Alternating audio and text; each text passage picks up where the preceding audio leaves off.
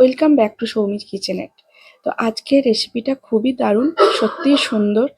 যদি বানিয়ে দেখো তো একদম দুর্দান্ত লাগবে, রুটির সাথে তো খুবই সুন্দর লাগে।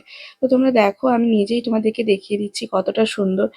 আর এর জন্য যেটা লাগবে সেটা পালং শাক। তো আজকে যেটা বানাচ্ছি, রেসিপিটার নাম আমি দিয়েছি পালং চাট। ঠিক আছে, তো একটু চাটনি চাটনি মতো বানাবো, ঝাল ঝাল। তো প্রথমে আমি পালং শাকগুলোকে একদম এইভাবে করে নিয়ে নিচ্ছি। পালং শাকের ডাঁটিগুলো কাজে দেবে না, শুধু পাতাগুলোই কাজে দেবে। তাই পাতাগুলো আমি প্রথমে দেখে নিয়েছি, এখানে দেখাচ্ছি না সেটা। তাকে ঝুড়ো ঝুড়ো করে কেটে নিলাম, একদম পাতলা পাতলা করে, সরু সরু করে। তারপর আমি পেঁয়াজগুলোকেও একদম ছোট ছোট স্মল সাইজের কুচিয়ে নেব। প্রথমে আমি পেঁয়াজ ছাড়িয়ে ধুয়ে নেই, তোমরা আগের ভিডিওতে দেখেইছো।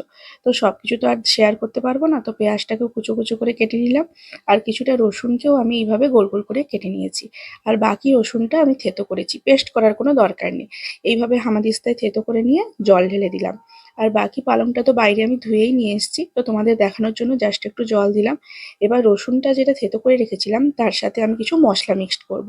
তাতে আছে নুন, সামান্য পরিমাণে হলুদ, আর আছে লঙ্কা গুঁড়ো, আর জিরা ধনিয়া গুঁড়ো। তো মিক্সড করে খুব সুন্দর করে এই মশলাটা খুবই পরিমাণ মতো দিতে হবে। আমি যতটা পরিমাণ লঙ্কা গুঁড়ো দিই তার হাফ পরিমাণে জিরা ধনিয়া গুঁড়ো দিই। তো তারপর মশলাটা মিক্সড করে রেখে একটা কড়াইতে জিরা ফোড়ন দিয়ে আর শুকনো লঙ্কা দিয়েছি, তাতে রসুন কুচিগুলো দিয়ে ভালো করে গরম হয়ে যাওয়ার পরে আমি দিয়েছি পেঁয়াজ কুচি। পেঁয়াজ কুচিটা ভালোভাবে তেলে নেড়ে নেওয়ার পরে দেখতেই পেলে তার উপরে আমি যে মশলার পেস্ট রাখা রসুনটা দিয়েছিলাম ওটা দিয়েছি। তারপরে যখন তেলটা ছাড়লো তখন যে পালং শাকগুলো আমি কুচি কুচি করে রেখেছিলাম ওটা দিয়ে জাস্ট নাড়তে হবে। আর জল দেওয়ার উপর থেকে কোনো দরকার নেই। দেখো, ওটা এমনিতেই ওটা থেকে জল বেরোবে, যেহেতু পালং শাকের জলটা তো বেরোবেই। আর জাস্ট 10 মিনিট নাড়লেই সবজি রেডি। এবার রুটির সাথে সার্ভ করা। ভালো লাগলে অবশ্যই লাইক, কমেন্ট আর একটা সাবস্ক্রাইব।